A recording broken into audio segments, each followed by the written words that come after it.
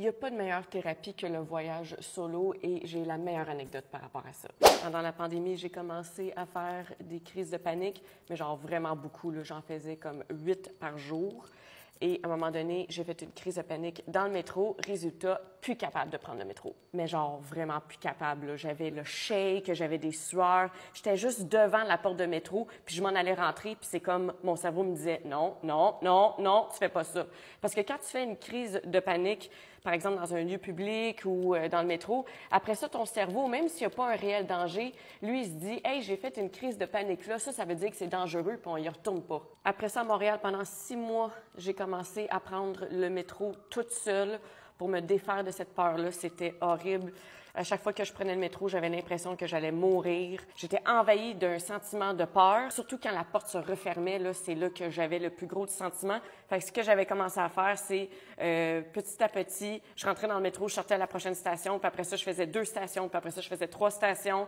Après ça, il fallait que je fasse des trajets au complet. Bref, ça a pris 6 mois et j'ai été capable de me défaire de cette peur-là. Ça, c'était genre en 2020 et en 2021. En 2022, je fais un gros voyage et je le termine à Paris. Et pour la première fois, il va falloir que je reprenne le métro.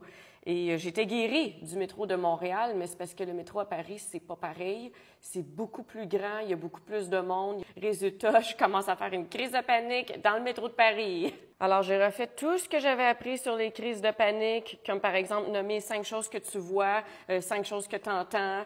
Aussi, par exemple, accepter les sensations. Donc, même si ton ventre il est tout crispé, tu l'acceptes, tu dis « Let's go, come on, je peux le prendre. Allez, donne-moi-en encore plus. » Tu sais, tout ça. J'ai réussi à faire mon trajet de métro dans le métro de Paris, mais j'avais trouvé ça quand même difficile. Mais le bout du bout, c'était vraiment quand je suis allée en Corée du Sud en 2023. En Corée du Sud, c'est un peu comme le Japon. Il y a plein de monde dans le métro, t'es squeezé. Et non seulement ça, mais le métro est aussi souterrain hardcore, je vous dirais. Il faut que tu descendes des escaliers roulants à n'en plus finir pour prendre ton métro. Et il y a des petits téléviseurs dans les wagons de métro qui te montrent quoi faire si jamais il y a une fuite de gaz. Alors, il faut aller chercher comme un masque, des trucs comme ça. Hey, c'est vraiment terrifiant pour vrai. Et même si j'avais été une personne normale qui faisait pas des crises de panique dans le métro, là, j'aurais eu peur. Et au début, quand tu prends le train à l'aéroport, il n'y en a pas de problème, il n'y a pas beaucoup de monde. Mais plus tu te diriges vers le centre-ville, et là, plus que de monde dans le métro, et c'est là que ça devient vraiment, vraiment paniquant. Surtout qu'en plus, contrairement au métro de Montréal, je sais qu'il y a des gens qui vont dire « Oui, mais le métro de Montréal, des fois, ça devient vraiment pacte. » C'est vrai. Sauf qu'en Corée du Sud, t'es pas pacte. T'es de même! Puis en plus, il y a des gens qui te poussent, là, pour que les wagons se remplissent. C'est assez terrorisant quand tu fais des attaques de panique dans le métro. Et je me souviens de ma sensation quand j'étais dans le métro de Séoul, à quel point j'avais l'impression que j'allais mourir. J'étais sûre qu'à un moment donné, j'allais tellement perdre la carte que j'allais laisser mes bagages là puis sortir du métro parce que, pour vrai, j'allais virer tellement folle parce que j'étais plus capable de prendre ce sentiment de peur-là. À Montréal, j'avais déjà senti des sentiments de peur, mais là, c'était vraiment next level. Comme le métro de Séoul était next level. Après ce premier trajet-là que j'ai finalement complété pour me rendre jusqu'au centre-ville de Séoul, là, j'étais tellement fière de moi parce que j'étais comme, il n'y a pas pire métro sur la planète que le métro de Séoul ou le métro de Tokyo. Puis là, j'étais comme, wow, OK, tu sais, je pense que je vais vraiment guérir ma maladie en lien avec les transports en commun ici en Corée du Sud. Et j'étais 100% toute seule et j'ai continué à prendre le métro pour visiter tous les quartiers de Séoul parce que c'est pas mal la seule façon que tu peux le faire. J'aurais pu prendre un Uber, mais ça coûte tellement cher que t'es juste mieux de prendre le métro.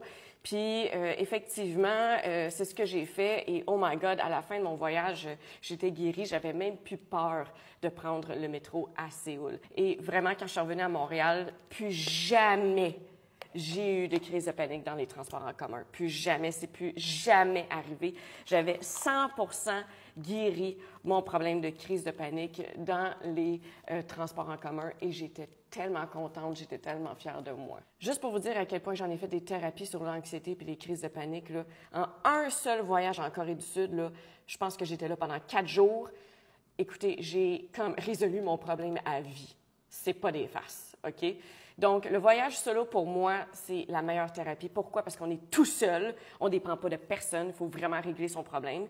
Si on est capable d'affronter ses peurs, si on est assez courageux pour, par exemple, moi, c'était de prendre le métro dans une des places dans le monde qui fait le plus freaky, OK, puis que je suis capable de faire ça, puis de le reprendre, puis de le reprendre, puis de le reprendre, tu résous ton problème à vie, à 100 %.